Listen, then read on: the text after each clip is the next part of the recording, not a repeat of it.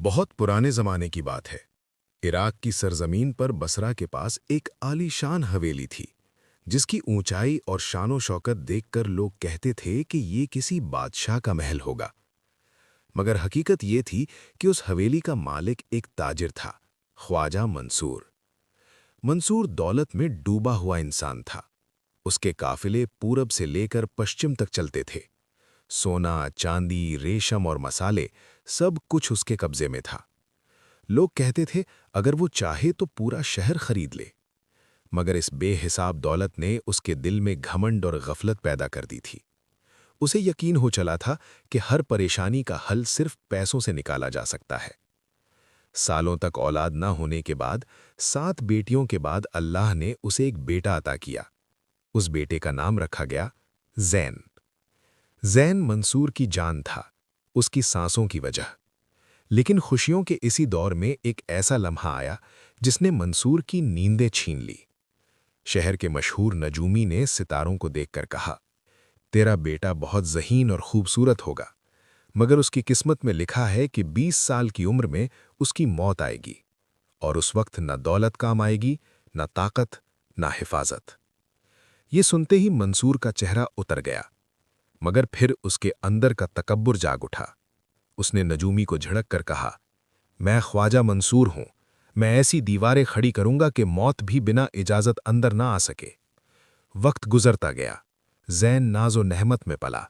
जमीन पर कदम रखता तो रेशम बिछता, धूप भी जैसे इजाजत लेकर आती।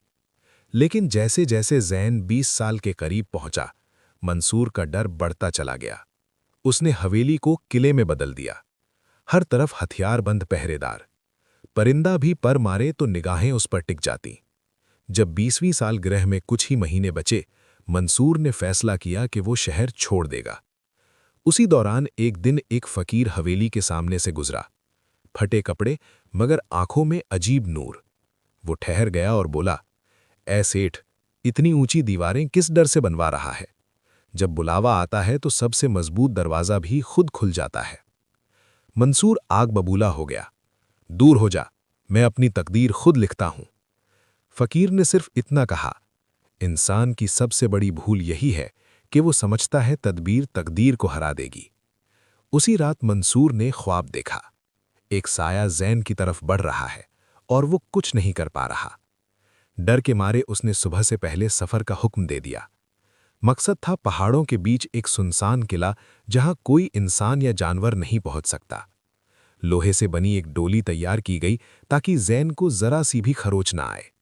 लेकिन कुदरत जैसे इशारे दे रही थी।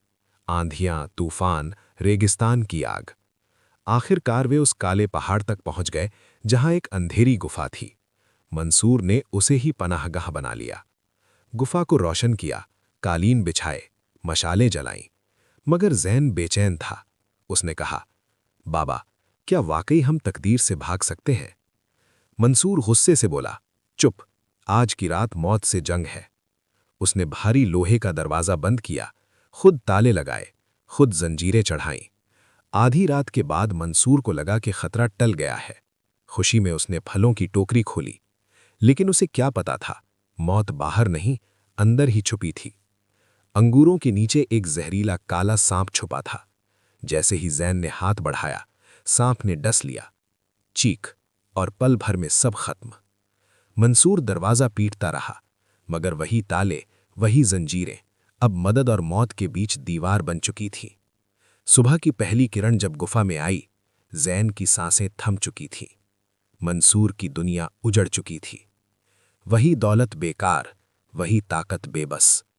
उस दिन मंसूर समझ गया, जिस तदबीर पर उसने घमंड किया था वही उसकी तकदीर बन गई। उसने सब कुछ लुटा दिया, हवेली, खजाने, शान, सब। वो फकीर बनकर अपने बेटे की कब्र के पास रहने लगा।